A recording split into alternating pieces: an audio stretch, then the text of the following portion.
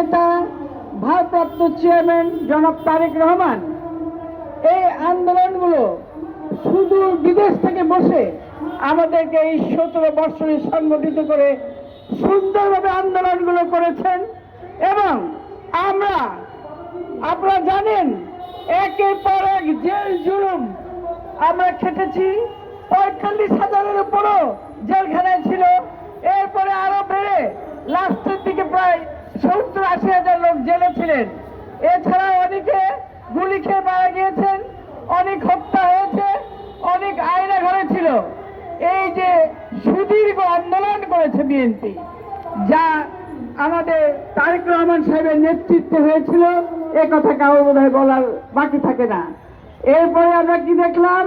আমরা দেখলাম কোটা আন্দোলন। সেই কোটা আন্দোলন কিসের জন্য?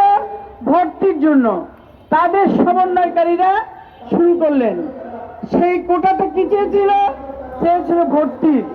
কিন্তু এই আন্দোলনকে সুকৌশলে তারেক রহমান এমন ভাবে ঘুরিয়ে দিয়েছিলেন যাতে করে আন্দোলনটি ছাত্র জনতার আন্দোলন হয়ে আমরা তখন এই গণ অভ্যুত্থানে পরিণত করেছিলাম। আজকে তারা দাবি করে এই শুধু নাকি তারাই নাকি এই আন্দোলন করেছে। এই আন্দোলনের ফসল আমাদের বিএনপি সহ সারা বাংলাদেশের আপামর জনতার। তা আমি বলতে চাই, এখানে আর কোনো ধারায় পাড়ার কথা নাই, আর কোনো ষড়যন্ত্রের কথা আমরা শুনতে চাই না। এই ষড়যন্ত্র বন্ধ করে আপনারা রোডম্যাপ ঘোষণা করুন।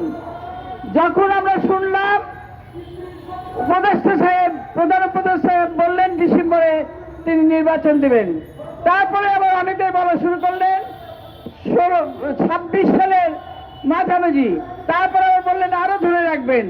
এই সব কথা অবান্তর। কারণ মানুষের ম্যান্ডেট দিয়ে ক্ষমতায় যদি আসে, সেই ক্ষমতায় টিকে থেকে তারা কাজ করতে পারে। তাই আপনাকে অনুরোধ করবো, আপনি উপদেষ্টা শুধু